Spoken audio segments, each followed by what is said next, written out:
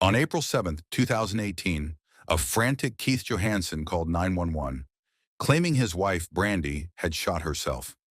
Flagler County 911, where's your emergency? Yes, may I have an officer over at 23 Helter Lane? 23 what? Helter Lane? Felter? Yes. Okay, what's going on, man? I was in the shower. I heard gunshots, and I took my wife's out. Emergency responders discovered Brandi's lifeless body in the master bedroom, just feet away from her son, who was watching television in another room. She had been shot twice in the chest with a 9mm handgun, a detail that immediately raised questions. Could a self-inflicted gunshot wound involve 2 bullets? Cool, man. All right, relax, man, relax. So you got in the shower. How long were you in the shower, what you said? Maybe 5 minutes. 5 minutes, all right.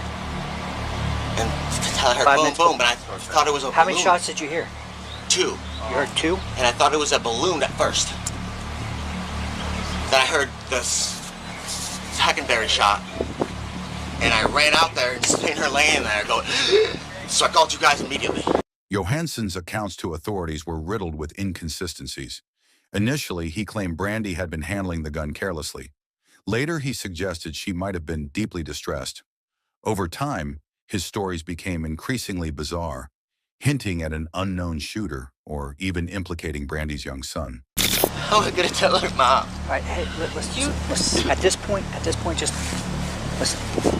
You're just going through a traumatic experience right now. Just relax, deep breaths, try to just collect your thoughts, all right?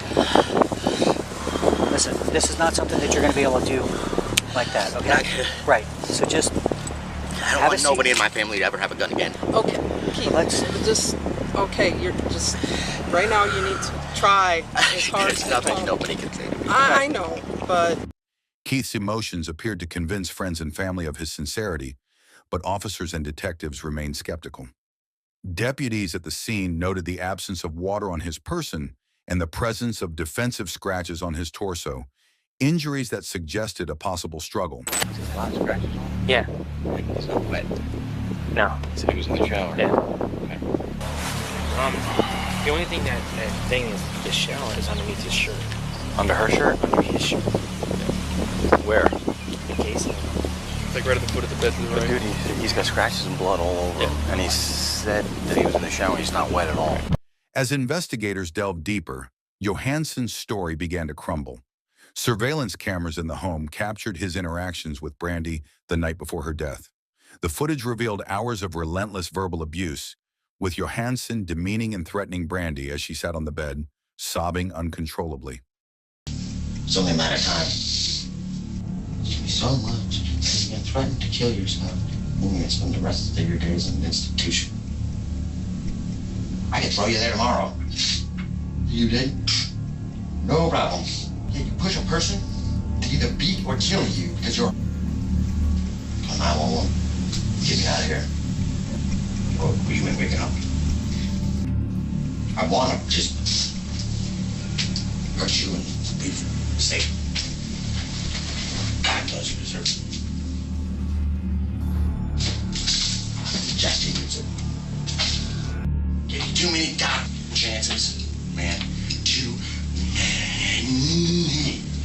Show a cop these videos. I'd rather be in prison. In a calculated act, Johansson had removed the bedroom camera just 2 days before the shooting, a detail that raised further suspicions about his intentions. What usually happens? I don't even know. These aren't usual occurrences, so I'm sure they don't want to be standing out in the rain and in the sun. It looks like it's about to downpour. I mean, like, do you have terrorists that will help you? Oh, I'm sure they have a whole list of... They get paid a lot more than I get paid to know how to handle these situations. Because I don't know if I'm going to be all right. Keith was brought to the station for questioning, and what he revealed during his interview shed light on the true state of the newlyweds' troubled relationship. Without the home CCTV footage, Keith's account of events might have been convincing enough to sway a jury into believing it was a tragic accident. However, the motive behind his actions became unmistakably clear. And then about 3 minutes later, I heard pop. You know, and I was like, what the heck? You know what I mean? So I just thought, then I heard a pop, pop. You know, just, you know, that's how it went. Pop, pop. And I was like, something's wrong. Went out, slipped across the floor, was looking around. I didn't see her at first. And then I was like, what the heck, man? And I looked over and she was laying right there. Like this. And I was like, Brandi, Brandi. And at that point, there was no blood or nothing. I was like, Brandi, Brandi. And then I looked down and seen the guns, and I immediately called 911. I mean, immediately. The first glaring inconsistency in Keith's story emerged during his 911 call. He told dispatchers he couldn't apply pressure to save his wife's life because he was wet and sliding around the house. However, home CCTV footage revealed a starkly different reality.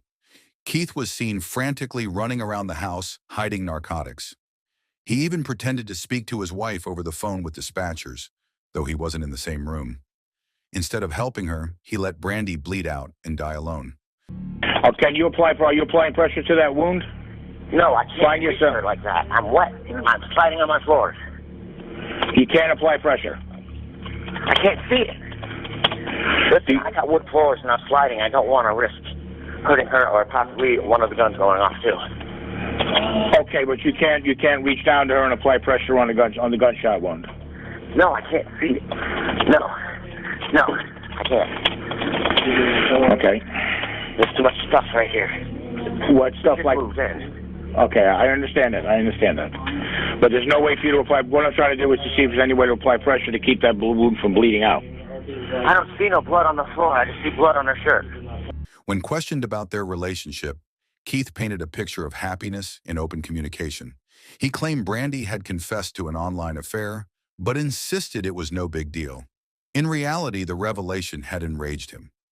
Keith's anger boiled over to the point where he demeaned Brandi and threatened to kill her multiple times the night before her tragic death. For the most part, yeah. She had this online thing, you know what I mean, that she admitted to.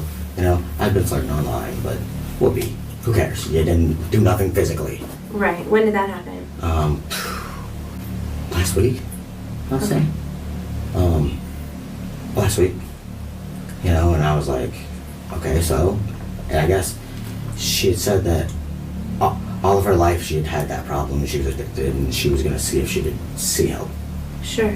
Which ain't a big deal to me. I mean, you know, right. It's not like I'm going to meet up with somebody, you know. Yeah, sure. So that's about it with that. But our relationship-wise, awesome. Awesome relationship. We can talk to each other, which is very rare. Yeah, that is rare. What did she tell you about this online thing? How was she speaking to someone else? I don't know. Do you know, like, was it on Facebook? Was she on a dating site? I don't know if it was a guy or girl, or I don't know. Why would you say guy or girl? Is she interested in women? Or? She used to be in the past, that's why I said that. Okay. So I don't know, you know, which one, what was said, how was said, nothing. How did you find out? I'm sorry. No, that's okay. You didn't want to know? I think if it was me, I would want to know. The autopsy and blood spatter analysis revealed crucial details. Brandi had suffered one gunshot wound at close range and another from a distance. This finding made it highly improbable for the injuries to be self-inflicted. It suggested that the shooter fired from across the room before delivering a final shot at close range. The medical examiner concluded that Brandi had severe internal bleeding from lacerations to her heart, leaving no doubt that her assailant intended not to harm, but to kill. Brandi, who weighed just 90 pounds, had been systematically stripped of her independence. Keith Johansson had forced her to quit her job, isolating her from friends and family. Their home was filled with surveillance cameras, even in private spaces like the bathroom, allowing Keith to monitor her every move. What once appeared as a tragic accident now unveiled the dark reality of control and calculated violence. Are there any security cameras installed in your bedroom? Not in the bedroom, no. Not in the bedroom. And the rest of them don't work, they're offline because the batteries are off. But hypothetically speaking, did they record audio and video? Some of them do, some of them don't. Okay. And we had just had them up. When did those get installed? We installed them ourselves. Okay, you guys installed We them? just did it, I don't know, a couple days ago.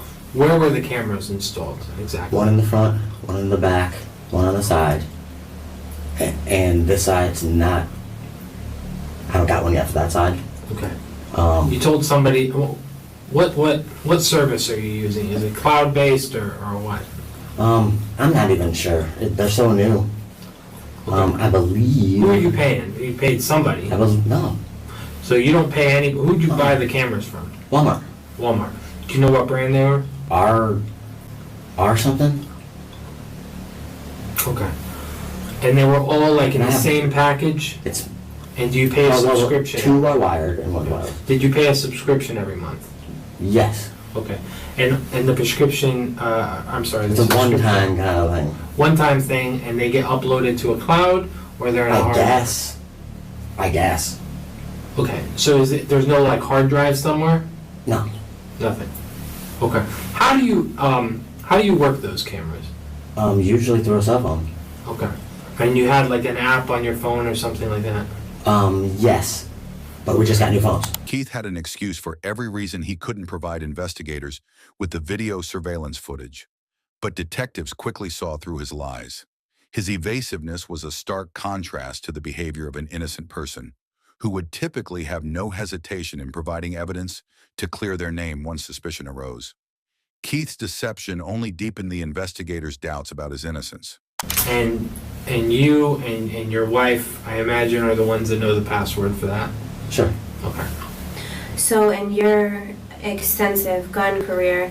I don't know about extensive, but... Well, I mean, you're more familiar than she is. How often does it happen that somebody accidentally shoots themselves twice?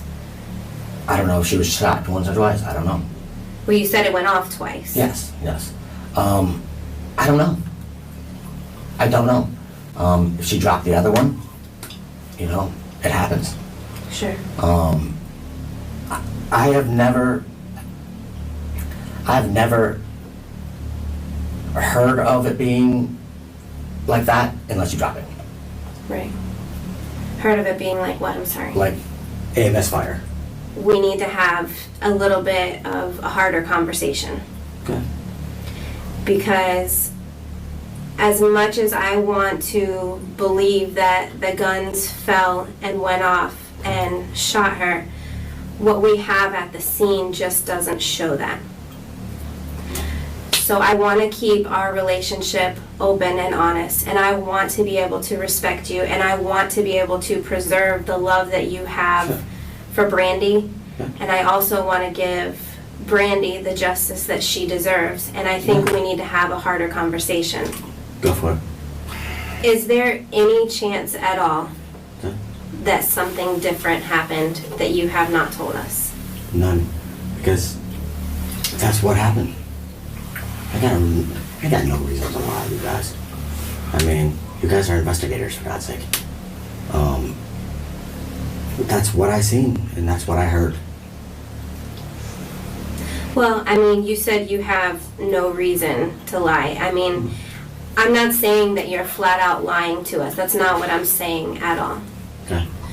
What I am saying is that what we have at the scene does not add up to what you're telling us. I want to believe you. I do. And I want to keep this relationship going that we have so that it's not difficult for you. I don't want to add to the trauma that you've already gone through. I really don't. It's all going to be difficult. Well, yes, but you can make it easier for yourself. We cannot. Sure. If after we leave out of this room today, I'm able to say that I feel comfortable with everything that we've talked about, you'll never have to see me again. Okay. And at this point, I don't feel comfortable with that. That's fine. You can investigate as much as you want. And we're going to. It's fine.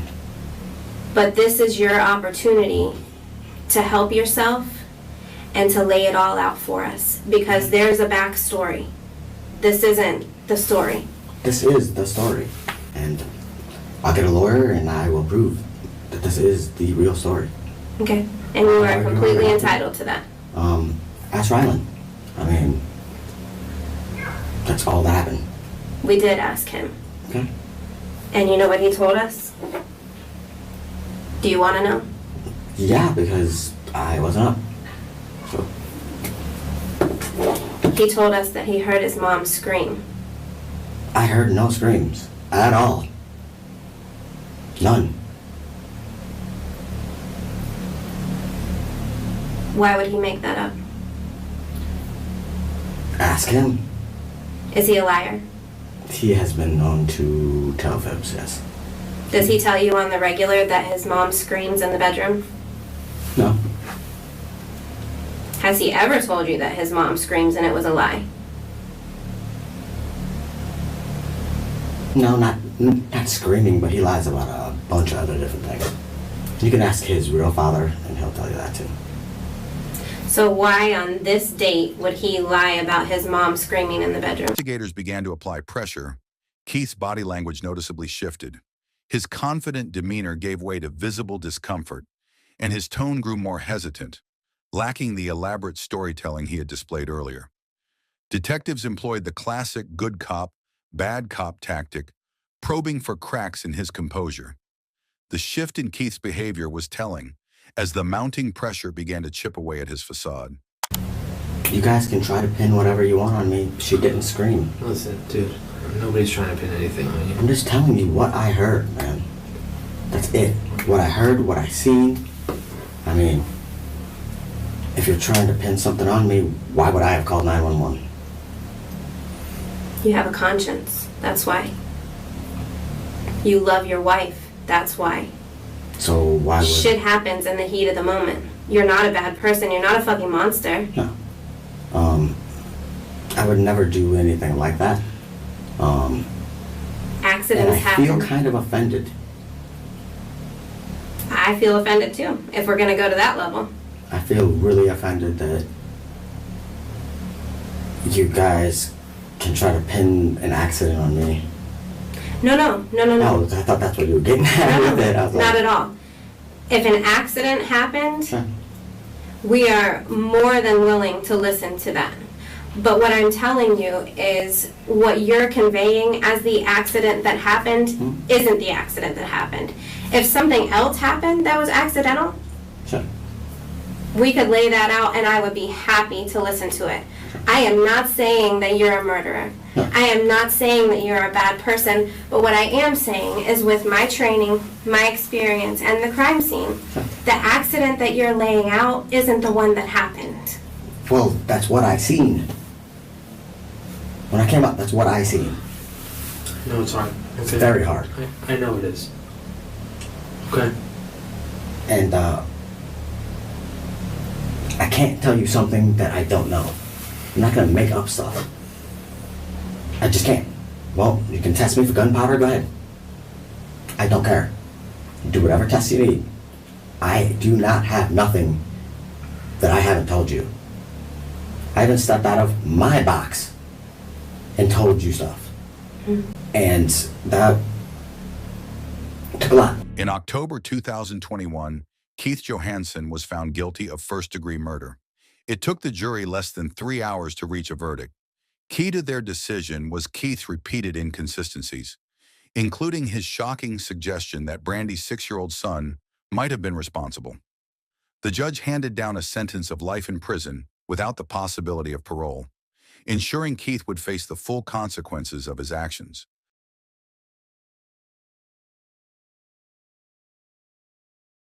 What is the address of your emergency? Olivia! Please, hurry. Customer wants to take the gun. Tell me what's going on. I'm at home. My wife been shot in the head. Please. Somebody shot in the head. My wife, please! Beaumont, Texas, a quiet coastal city near the Louisiana border, holds both charm and shadows within its peaceful streets. The city was home to 38-year-old Olivia Jones. Olivia Jones was known for her warm and generous nature. She had a quiet demeanor but a heart that always sought to help others. To those who knew her, she was the embodiment of kindness and reliability, a truly good soul in every sense. In 1999, Olivia married her high school sweetheart, beginning a life centered around love and family. She was a devoted mother to her 2 daughters, who were the light of her life. She was a determined self-starter who carved out a successful career through hard work and unwavering dedication. Olivia owned a thriving tax business in Beaumont, earning a reputation as a trusted professional and a well-respected figure in the community. Olivia's first marriage ended in divorce in 2009, but life took a new turn when she met Chris Jones, a corrections counselor at a high-security prison. Their relationship flourished, and the couple moved in together before marrying in 2016. With shared ambition, they also launched a food truck business, embarking on a new chapter both personally and professionally. Together, Olivia and Chris launched a food truck business, a joint venture they were passionately building from the ground up. It was a project that symbolized their shared dreams and commitment to a future together. On Valentine's Day 2019, Olivia went to the store to pick up groceries and flowers, a simple gesture of love for the occasion. When she returned home, she and Chris began unpacking the items together. But within 20 minutes, the peace was shattered as 911 dispatchers received a chilling call from her husband, Chris. Officers Otis and his partner Carol arrived at the scene, where they were met by a visibly distressed Chris standing in the driveway alongside his mother. As they entered the room, they were met with a harrowing sight: Olivia lying face down, clad only in her underclothes, next to the bed. Officer Otis immediately recognized her but had to maintain his professional composure, masking the shock of realizing it was someone he knew. The victim was identified as Olivia, a realization that brought a somber weight to the scene. I escorted Chris out of the house while my partner remained inside to secure the scene where Olivia lay, ensuring everything was preserved for the investigation. I couldn't help but notice the size difference between Chris and Olivia. He was significantly larger than her. If Olivia had a gun and was attempting to harm herself, how could she possibly overpower him in a struggle to keep control of the weapon? The situation just didn't add up. When the officer mentioned thinking Olivia was still alive, it seemed to throw Chris off guard. In that moment, it felt like he was reconsidering his entire narrative. You could almost see the gears turning in his mind as if he was asking himself, do I need to adjust my story? Will it still make sense? What if she says something different? It was a subtle but telling shift in his demeanor. When emergency services arrived, they assessed the situation, but it was too late. Olivia was quickly pronounced dead at the scene. In a typical shooting scene, the victim usually collapses where they are shot, with the body and evidence concentrated in one area. However, this scene was far from typical. There were large amounts of blood in multiple areas of the bedroom, and the gun had been moved to a completely different location. It was clear that this was not a straightforward crime scene. The exterior of the house was equipped with numerous surveillance cameras, a detail that initially seemed like an added layer of security. However, the interior told a different story. Cameras were placed in unexpected areas, pointed away from windows and towards spaces that felt deeply personal. It created an unsettling impression, as though they were intended to monitor intimate moments in the absence of trust. Living in such an environment would have felt less like a home and more like a prison under constant watch. The presence of cameras inside the house, clearly not intended solely for security, suggested something far more troubling. This level of surveillance hinted at an intent to control every aspect of Olivia's environment. Such extreme monitoring is a hallmark of psychological abuse, an attempt to dominate and manipulate through constant oversight. It's a classic behavior pattern seen in abusers, stripping their victims of privacy and autonomy. The police needed access to the video surveillance to uncover what had truly occurred inside the house. While Chris remained detained in the driveway, Olivia's 19-year-old daughter, Ariel, arrived at the scene, adding another layer of emotion to the unfolding investigation. Witnessing the pain in Ariel's eyes was heart-wrenching. The grief and anguish of losing her mother were palpable, leaving an emotional weight that was difficult to bear. Chris was placed in Officer Otis's patrol car, where he remained detained as the investigation unfolded. Detective Sergeant Yvette Barrero soon arrived at the scene, ready to lead the investigation and piece together the events of that tragic day. Breaking the news to a family member is always an incredibly difficult task, and hearing it is equally heartbreaking. It's a moment that leaves an indelible scar on everyone involved. Chris Jones was taken into custody for questioning as investigators worked to uncover the truth behind Olivia's tragic death. The ID unit documented Chris thoroughly, taking photographs and collecting blood samples from his hands, which were still stained with traces of blood. The footage from the home's surveillance cameras became a critical piece of evidence, holding the potential to clarify the events leading up to Olivia's tragic death. However, crucial footage from the moments surrounding Olivia's death was missing, raising more questions about what truly happened that day. Chris quickly claimed that his surveillance system must have been faulty and failed to record during the critical moments. His explanation immediately raised suspicion, adding to the growing doubts about his account. The police were able to recover some recordings from the surveillance system, capturing moments just minutes before Olivia's death. These fragments of footage became vital in piecing together the events of that fateful day. At 8:41 a.m., Olivia was captured on the surveillance footage in the kitchen, a seemingly ordinary moment just before tragedy struck. This was the final footage of Olivia alive. She appeared calm and composed, going about her daily routine with no signs of distress, agitation, or conflict. This starkly contrasted Christopher's claim that she was in a state of despair, raising serious questions about his narrative. The next piece of footage, captured just 3 minutes later, showed a frantic Chris sprinting down the hallway while on the phone with 911. The sudden shift in events left investigators questioning what had truly transpired in those crucial moments. However, the critical 3-minute window during which Olivia lost her life was conspicuously missing from the recordings, leaving a glaring gap in the timeline and deepening the mystery surrounding her death. Among law enforcement, there was a strong belief, almost a certainty, that Chris had intentionally destroyed that crucial evidence, further fueling suspicions about his involvement in Olivia's death. The missing footage could have been key in verifying Chris's version of events, but its absence only cast further doubt on his story. Police found the gunshot wound to Olivia's head highly unusual. Statistically, it's extremely rare for females to choose this method for taking their own life, and even more uncommon for the wound to be located near the back of the head. Such positioning raised serious doubts about the plausibility of a self-inflicted gunshot. With these inconsistencies in mind, investigators pressed Christopher to walk them through exactly how the incident unfolded. As Chris attempted to demonstrate what had happened, it was evident he was piecing together his story on the spot. He fumbled through his explanation, adjusting details as he went, saying things like, "I think I had her hand this way," exposing inconsistencies in his account. He was clearly attempting to tailor his story to align with the small pieces of evidence we presented.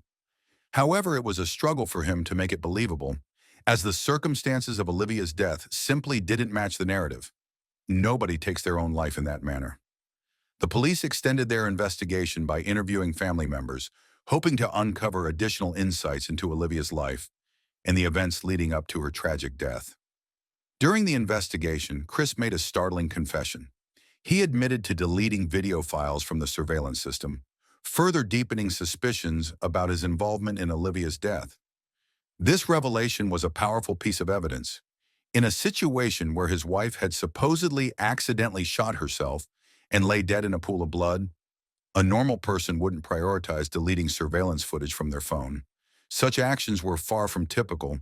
They were glaring signs of guilt. Despite the mounting suspicions, the police knew they needed more concrete evidence to definitively link Chris to Olivia's death and strengthen their case. Investigators spent countless hours meticulously reviewing surveillance footage, searching for any clue that could support what they had come to strongly suspect: a homicide. Every second of the footage was scrutinized in the hope of uncovering the truth. Archive recordings revealed a damning insight into the dynamics of Chris and Olivia's relationship, shedding light on patterns of control, tension, and manipulation that painted a darker picture of their life together. The recordings painted a stark picture of their relationship, portraying Christopher as a domineering presence, a bully who wielded control and intimidation over Olivia. The recordings revealed a disturbing pattern where Olivia was consistently belittled, verbally berated, and subjected to physical abuse, highlighting the toxic and oppressive nature of her relationship with Christopher. What becomes evident in these recordings are the clear hallmarks of emotional abuse, manipulation, control, belittlement, and intimidation, each a devastating tool used to erode Olivia's confidence and autonomy. Through his relentless hostility, Christopher sought to control Olivia, subdue her spirit, isolate her from others, and punish her for defying his authority, creating an environment of fear and domination. This behavior exemplifies a deeply controlling and psychologically manipulative technique designed to strip Olivia of her independence and reinforce his dominance over her. Life would be so much easier for me if you started thinking. You do dumb things because you don't think. This cruel statement reflects the psychological manipulation and belittlement Christopher used to undermine Olivia's self-worth and maintain control over her. His uncontrollable anger over trivial matters raised unsettling questions about how much worse his actions could have been if Olivia had ever tried to defend herself. Even without resistance, he once threw her across the kitchen like a rag doll. As the pieces of their relationship came into focus, the horrifying reality of his abuse became increasingly clear. Detectives delved into Chris's criminal history, uncovering a troubling pattern of violence. He had been arrested multiple times, including for assault in 1996 and domestic assault in 1998, and had even served a brief stint in jail. This history painted a grim picture of his propensity for aggression and control. Police discovered that Chris's history of confrontations extended beyond his personal life to his professional one. As a prison employee, he had frequent altercations with both prisoners and co-workers. This pattern of aggressive behavior further reinforced his tendency toward violence and control. Olivia's daughter Ariel spoke candidly with the police, providing a heartbreaking account of what life was truly like inside the house. Her testimony shed light on the toxic and abusive environment her mother endured. Olivia's sister, Angela, corroborated the extent of Chris's control over Olivia, detailing the manipulative and domineering behavior that had defined their relationship. Her insights further validated the troubling pattern of abuse.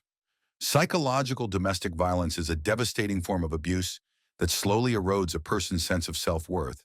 It creates a cycle of doubt, where victims begin to question their own value and feel increasingly dependent on their abuser. Over time, they internalize the manipulative narrative, believing they need their partner and have no options to leave. This cycle of control is reinforced by humiliation and fear, trapping victims in a web of codependency and despair. Chris's ex-wife, Letitia, revealed a troubling history of violent behavior during their time together, further exposing a long-standing pattern of aggression and control in his relationships. The gunshot residue test results arrived, providing a pivotal piece of evidence that could either support or dismantle Chris's version of events. The gunshot residue test revealed a critical truth. If Olivia had fired the weapon, there would have been residue on her hands, but there was none. This confirmed that the gun was not in her hands when it discharged. In stark contrast, Christopher had traces of gunshot residue on his hands, completely unraveling his claim that Olivia was holding the gun when it went off. This was the final footage of Olivia alive. She appeared calm and composed, going about her daily routine with no signs of distress, agitation, or conflict. This starkly contrasted Christopher's claim that she was in a state of despair, raising serious questions about his narrative. Surveillance footage showed Olivia carefully selecting flowers for her husband on Valentine's Day, a gesture of love and thoughtfulness. The image was powerful and poignant, raising a crucial question. Would someone planning to end their life shortly after go out of their way to make such a heartfelt gesture? Hours of footage capturing Chris's behavior were presented as persuasive evidence to the jury. The recordings painted a disturbing picture of his controlling and abusive tendencies, leaving little doubt about the toxic dynamics within their relationship. The surveillance footage allowed the jury to virtually step into the living room, witnessing the events leading up to the crime. Despite the gaps from the deleted footage, the recordings captured enough to show the escalation of tensions, providing a chilling glimpse into the moments before Olivia's tragic death. Chris Jones was found guilty of murdering his wife, Olivia, and was sentenced to 30 years in prison. The verdict brought some measure of justice for her family, though the scars of her loss would remain forever. When the court convicted Chris, there was a sense of relief and validation. Justice had stepped up and fulfilled its duty. While there was comfort in the verdict, the loss of Olivia remained deeply painful. A tragedy felt profoundly by those who loved her and her family, who would carry the weight of her absence forever. Before her tragic murder, Olivia Jones endured both physical and psychological abuse, trapped in a cycle of fear and control that ultimately led to her untimely death. While physical abuse is often seen as the most devastating form of harm, psychological abuse can be even more insidious. It frequently accompanies physical violence, creating a cycle that traps victims. Psychological abuse erodes self-worth, making individuals question their value and reality. This manipulation fosters a dangerous dependency, where victims begin to accept the abuser's narrative as truth, convincing themselves that they need to stay, that they have no options, and that escape is impossible. It's this mental entrapment that often becomes the most difficult barrier to break.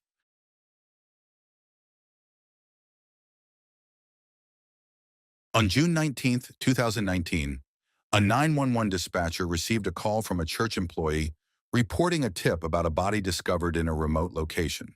I work at the Rising Church in Old Town, Arvada.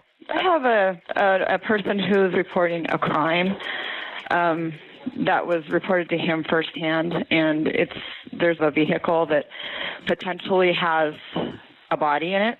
The person who committed this crime is Frank Moffitt. In the background, a voice could be heard guiding the caller on what to say. Okay, does he have any further information? It's definitely not a hoax. It's not my number. Police promptly responded to the call to investigate the report. She said that there was a man in the church and that he wanted to report a crime. Essentially, the crime was that his brother had killed his girlfriend and placed her into the trunk of a vehicle near his home. As soon as we heard we possibly have a body in our car, we're thinking, we have a homicide.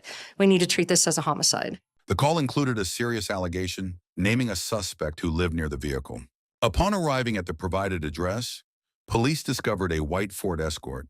The vehicle was abandoned, had been unregistered for 2 years, and was filled with trash. When questioned by police, neighbors mentioned they believed the visible limbs inside the abandoned car were part of a mannequin. Pretty sure. I mean, we both feel confident. And we pray that that's what we saw. Is it that white car? There was a distinct odor of rotting, of death. Every police officer knows the smell of death. There was a female body in the car. Her head was down near the floorboard. Her feet were almost up on the seat. My initial response is, we need to get our CSIs out. We need to get the lab out. We were concerned with the rising temperatures that we would start to lose physical evidence, DNA, off of the body. The police needed to examine the body hidden beneath the piles of garbage bags.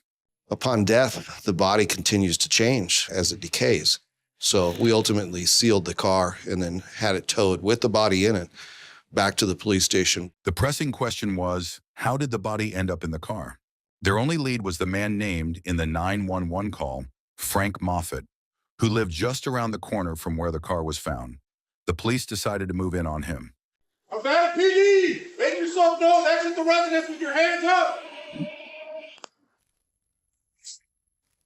Arvada PD! Arvada PD! Exit the residence! Frank Moffitt was promptly arrested and taken into custody for questioning. Face the other way. Back up towards me until I tell you to stop. He basically said that he had nothing to do with the homicide, had no idea how she ended up inside this vehicle that he was using at the time. The police immediately began searching for evidence in and around Frank's house. They also canvassed the area, searching for any available surveillance footage. We need to knock on every single door and then get as much footage as we possibly could. Everybody has cameras these days. There you go, bingo. There, you got both angles. Okay, that's perfect. Meanwhile, the crime scene investigation team began their meticulous work on the white car. This was not just a female placed in the back of an empty vehicle. The car had a rolled up rug, it had trash bags, it had car batteries. It was packed full of stuff. Each item had to meticulously be taken out of the car. We processed some of the items for DNA. It was a very lengthy, slow process.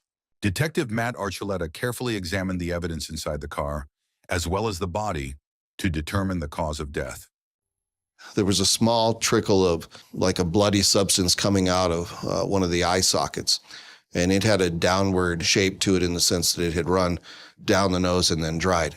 Following gravity, that would indicate the head was in an upright position when that drop came out. It was fairly obvious that the death had occurred somewhere else, that the body was put into the car by someone, and then that the body was covered with trash to hide the body. After removing the body from the car, the police used a fingerprint scanner to identify the victim. The victim was identified as Veronica Sarinana. But what happened to her? Who could have possibly wanted her dead? And what clues were found that brought everything to light? Well, stay with us as we unravel the chilling events, the secrets, and the heartbreaking reality behind Veronica Sarinana's final days. On June 19, 2019, Veronica Ann Sarinana, a devoted mother, daughter, sister, and aunt, was taken from this world at just 38 years old. But who was she beyond this heartbreaking end? And what led to this heartbreaking loss? Veronica's family and friends remember her as a beautiful soul with a contagious smile and a laugh that filled the room. She was passionate about hiking, reading, and yoga, finding peace in nature and joy in simple moments. How could someone so full of life meet such a tragic fate? Born on August 30th, 1980, in Kremling, Colorado, Veronica was deeply loved by those around her. Her children, Emilio and Andrew Gutierrez, and her parents, Pedro and Sadie, mourn her absence every day. She also leaves behind siblings who remember her warmth and kindness, her sparkling eyes that lit up any space she entered. How does a family recover from losing someone so cherished? Despite the love that surrounded her, Veronica's life ended amid a conflict that brought unimaginable sorrow to all who knew her. Was this tragedy preventable? And how did the feud between two brothers lead to a loss that no family should have to endure? So, one of the two brothers, Christopher Moffat, was in a relationship with Veronica Sarinana, a bond that should have been safe and full of trust. But for Veronica, it was anything but safe. For 4 turbulent years, their relationship swung between brief moments of calm and terrifying bursts of violence. How could something that seemed like love become so twisted? Christopher viewed their relationship as a beautiful love story, but was it really? For Veronica, it was far from a storybook romance. The good times were always overshadowed by Chris's brutal outbursts, turning their lives into a nightmare cycle of control and fear. In January 2019, only 5 months before Veronica's tragic end, police were called in after one of Chris's violent attacks. He'd been arrested for assaulting her, but Veronica's story went beyond just one incident. She told investigators that he'd hurt her more than 100 times throughout their relationship. Can you imagine the pain and fear she lived with daily? The most horrifying part? Chris had a common method of hurting her. He would pin her down, cover her mouth and nose with his hand, and leave her unable to breathe. This wasn't just a moment of rage, it was a pattern of terrifying control.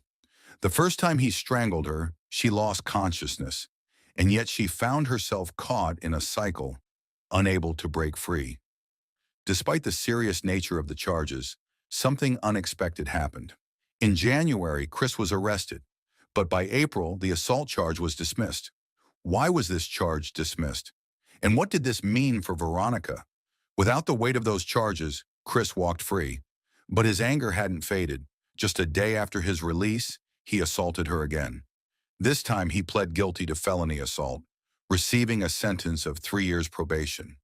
It was then that Veronica was granted a protection order, a fragile barrier between her and the man who continued to haunt her life.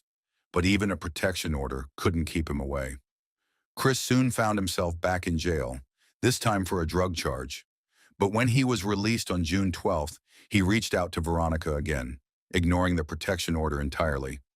He had nowhere else to go, and somehow Veronica, compassionate as she was, didn't turn him away. She chose to help him, despite everything, despite the warnings, and despite the protection order. What would make her do this? Veronica booked a series of hotel rooms for Chris around Denver, allowing him a place to stay even as her own safety was compromised. It's chilling to think about, isn't it? Here was a woman who, despite all that she'd endured, showed kindness to the man who'd caused her such fear and pain. But Veronica's generosity, sadly, came at a terrible cost. On June 17th, hotel security footage captured Veronica alive for one of the last times. She was seen paying for Chris's room while he passed by dressed in a white-collared shirt and a gray t-shirt that bore the unsettling words, "Serial Tillers," on the back. The very next day, June 18th, Veronica went to visit Chris again. This time, they planned a casual outing. They picked up Chinese food and a six-pack of beer, hoping for a quiet picnic by scenic Lake Dillon. But this outing wasn't the light-hearted escape it seemed. Instead, a dark cloud was already looming over them, even if Veronica hadn't fully realized it yet. In Chris's mind, paranoia and jealousy were brewing. He had a suspicion, a devastating suspicion, that Veronica and his brother had been together while he was in jail. This idea hurt and angered him deeply, feeding his resentment. He wanted Veronica all to himself, with no one else in her life. And on that day, he tried to persuade her to leave it all behind, to run away with him and start fresh somewhere far away. But Veronica had already given him so many chances. She wasn't willing to throw everything away and run. And that refusal was enough to make Chris snap. His temper flared, and once again, he lost control. But this time, the consequences were irreversible. In a fit of rage, Chris strangled Veronica. By the time he came to his senses, it was too late. Veronica Sarinana, a loving mother and a kind-hearted woman, would never take another breath. The medical examiner later confirmed that she died from manual strangulation. Veronica was only 38 years old when she lost her life. She left behind 2 young sons, children who would now have to grow up without their mother. What would her sons remember of her? Would they remember the love she gave, or would the shadow of her tragic death haunt them forever? It's impossible to fully grasp the heartbreak and suffering Veronica must have endured, not just in her final moments, but throughout the years of her relationship with Chris. What drove her to keep helping him, despite the danger he posed? Why wasn't the justice system able to protect her, even with the protection order in place? Now Chris knew he was in deeper trouble than he had ever been in before. But instead of facing up to what he'd done, he began forming a desperate, almost reckless plan. And what did he come up with? Well, in his mind, he could escape the consequences if he could just convince the police that someone else was responsible. And the person he chose? His own brother, Frank Moffat, who went by Kelly. But why would Chris do this? Well, according to him, Kelly had bullied him for years, ever since they were kids. He painted a picture of constant fighting and bad blood. Chris later told detectives that Kelly had always been the bad guy in his life, often beating him up and picking on him. But what he didn't tell them was his true motive. He wanted revenge. This frame-up was his chance to finally get even, to settle some old scores with Kelly and punish him for what he felt was a recent betrayal involving Veronica. Chris then spun a story for the detectives, a story he hoped would make them believe Kelly was the real culprit. He claimed that on the night of June 18th, he'd dropped Veronica off at Kelly's place around midnight. He said he knew that she'd chosen to be with Kelly, and he claimed he was fine with it, even though it stung. According to his story, he reluctantly accepted her decision. But was that true? Nope. To make things even more convincing, text messages were sent from Veronica's phone to Kelly's that night. The police later hinted that Chris himself may have sent those texts to make it look like Veronica had plans with Kelly. Around 1:30 a.m. on June 19th, a security camera recorded Chris walking near Kelly's house. But here's the question. Why was he there, alone, in the middle of the night? And where was Veronica? Kelly lived in Arvada, a quiet suburb about 12 miles from Denver. In the early hours of that morning, Chris decided to return to Kelly's home. But why go back? What was he planning to do? This time, he was there to plant more evidence. Security footage shows Chris placing Veronica's purse on the dog gate right by Kelly's front door. Kelly and his housemates found the purse the next morning. Imagine their surprise. Veronica's purse was just sitting there, but they didn't know that something far more disturbing was close by. What they couldn't see was that Veronica's body was actually hidden in Kelly's old, beat-up car parked nearby, a car already loaded with trash. They had no idea this simple purse was part of a much larger setup. And what did Chris do next? To take his scheme a step further, he made an anonymous 911 call, claiming there had been some suspicious activity and a possible disturbance at Kelly's house the night before. But he wasn't done yet. Just 20 minutes after that, another call came in to 911. This time it was from a church nearby, where an employee reported that a man matching Chris's description had walked in and started making shocking claims. He told them that his brother Kelly had killed his girlfriend and that her body was hidden in Kelly's car. The police took these calls seriously. They quickly descended on Kelly's house, determined to find this vehicle and the evidence inside. What did they find? A white Ford Escort parked not too far from Kelly's house, and in the back seat, hidden under garbage bags and a rolled-up carpet, they found Veronica's body. Now, why would Kelly have loaded this car with trash? Kelly later told police he had filled the car with garbage because he knew it was about to be towed. This detail alone added to the mystery. Could Chris have known this and used it to his advantage? Was it part of his calculated plan to pin everything on Kelly? Armed with the damning calls and the horrifying scene they just uncovered, police moved in to arrest Kelly. This wasn't a simple knock on the door. Given the severity of the accusations and the corpse in his car, they treated him as a dangerous suspect. First, officers used flashbang grenades to get his attention, making sure he knew they were serious. They then commanded him, loudly and forcefully, to come out of the house. Kelly was arrested, and for a while it seemed like Chris's story might hold up. But could he really get away with something this twisted? How long could his web of lies last? Well, while Chris's brother was getting questioned by the police for a murder he didn't commit, Chris himself was far from sitting still. Instead, he used this time to lay out more of his plan, making it look like his brother was the one responsible. But how exactly did he try to pull this off? And just how far was he willing to go to make it look like he was innocent? Chris got to work on building his alibi and creating a smokescreen to divert attention away from himself.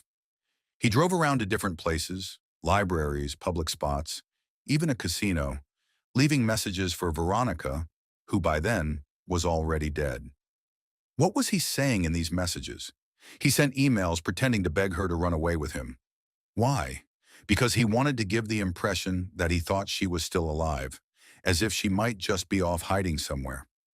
Adding another layer to his story, Chris didn't own a phone. This forced him to stop at various places to make calls, using different public phones to contact people, always from somewhere new. He even explained his movements to the police when they interviewed him, detailing where he'd been and what he'd done. But this was all just a performance to make himself look innocent. Then detectives uncovered a voicemail Chris had left for Veronica, another piece in his tangled web of deception. In this voicemail, he painted a picture that he still cared for her, as if he was genuinely concerned about her whereabouts. But with Veronica's death confirmed, these voicemails only deepened the mystery. Why go to all this trouble if he had nothing to hide? When asked why he was driving Veronica's car, Chris came up with another story, claiming that she felt guilty for supposedly betraying him by getting close to his brother. According to him, she wanted to make things right, so she handed her car over to him so he could leave town. But his story didn't add up. If he planned to leave on his own, why did he need her car? And if Veronica wasn't going with him, what was the point? Chris then told police he had agreed to pay Veronica $2,000 for the car. He said that when he had the money, he'd send it to her and she'd mail him the car's title. But this didn't quite make sense either.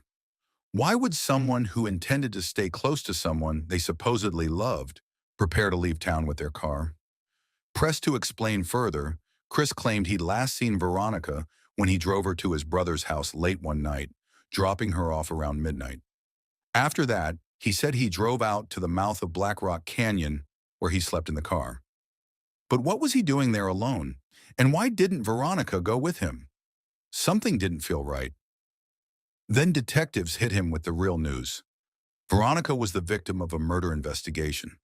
Chris's reaction was to fake surprise. His story continued to unravel as detectives dug deeper into his whereabouts and actions. A massive hole in Chris's plan came to light through security footage that showed him around his brother Kelly's house on the night Veronica died. Chris had insisted he'd left Veronica at Kelly's house that evening, but the cameras showed otherwise. Kelly was inside his house all night and didn't leave, meaning he couldn't have been involved in any crime outside. Not only that, but Veronica was nowhere to be seen in the footage. The implication was clear. Chris's story didn't match up with reality. But why would he try so hard to frame his own brother? Kelly, now fully aware of Chris's intentions, told detectives that he believed Chris was trying to set him up. He suspected it was all because of Veronica and the complicated relationships between the three of them. Kelly even admitted to having been with Veronica once in April, adding another layer to the twisted triangle. But when he proved he had a solid alibi for the night in question, police were quick to clear him. This left Chris as the prime suspect. It wasn't exactly a leap given his history. There were multiple domestic violence charges on his record, all involving Veronica. He tried to present himself as trustworthy and honest with the detectives, but with so much stacking up against him, the detectives weren't buying it. On June 19th, the same day Veronica's body was discovered, police tracked Chris down in Glenwood Springs. He was sitting in Veronica's car, parked in a Walmart parking lot. This was a red flag in itself. Veronica was already missing, yet he had her vehicle. Police arrested him for violating a restraining order and booked him into the Garfield County Jail. Here, 2 detectives from the Arvada Police Department paid him a visit early the next morning, eager to ask him about the final hours he'd spent with Veronica. The topic of his brother Kelly came up repeatedly in their conversation. As the detectives questioned him, Chris repeatedly denied having anything to do with Veronica's death. But his explanations were flimsy at best. He even went so far as to label her as a stalker, claiming she had been obsessed with him. Why would he suddenly turn the story around like this? The truth is, Chris's stories had more holes than solid ground, and the detectives could see through them. Despite his insistence that he was innocent, everything, from the security footage to his inconsistent statements, pointed in one direction. It all came back to him, to the tangled mess he'd created to cover his tracks. As the detectives gathered more evidence, it became clear that this was not a case of a simple misunderstanding or a tragic accident. It was far more complex, layered with deception, manipulation, and betrayal. With each step Chris took to try to cover his tracks, he only made it easier for the truth to come to light. And in the end, his actions told the story louder than his words ever could. So was it worth it? Did Chris think he could actually get away with it? These are the questions that linger, casting a dark shadow over the tragic story of Veronica Sarinana's final days. Now, Chris Moffat, then 36, told investigators that the tension with his older brother Kelly wasn't new. It had been simmering for years, even decades. In fact, the hostility went back to their childhood, long before Veronica Sarinana, the woman Chris was eventually convicted of killing, entered the picture. This bad blood between the brothers set the stage for a tragic outcome. But how did it get to the point of murder? After Chris was arrested and in jail, something unexpected happened. His younger brother, Kenny, arranged a video visit. Imagine Chris's surprise. He hadn't even checked the visitor log and had no idea his little brother wanted to see him. Despite the bitterness he harbored toward Kelly, the tension with Kenny was clearly different. Chris seemed genuinely moved to see his younger sibling, thrilled by the effort Kenny made to reach out while he was behind bars. During their conversation, Chris didn't dive into the details of his case. He told Kenny he couldn't talk about it because it was still unresolved. Kenny seemed to understand, not pressing him for information. Instead, they focused on other things, including one of Chris's deepest concerns, his young daughter from a previous relationship. Chris begged Kenny to stay involved in her life, urging him to make sure she didn't lose her connection to the Moffat family.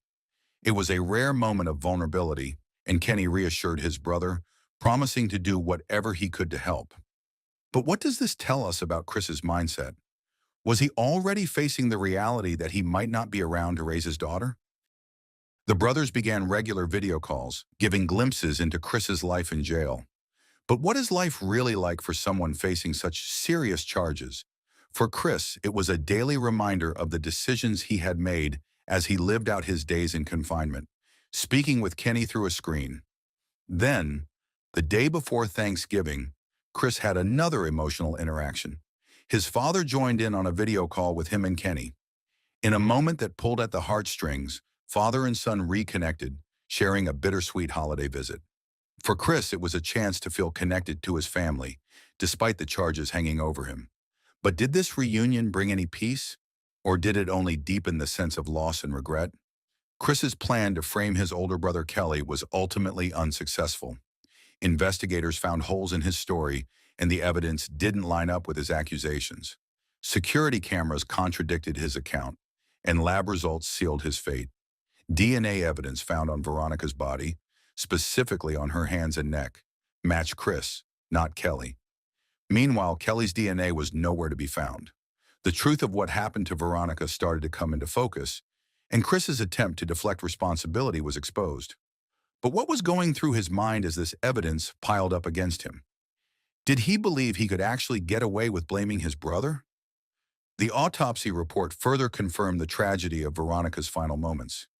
It revealed that she had suffered extensive bruising and abrasions on her lips, eyes, throat, neck, and shoulders.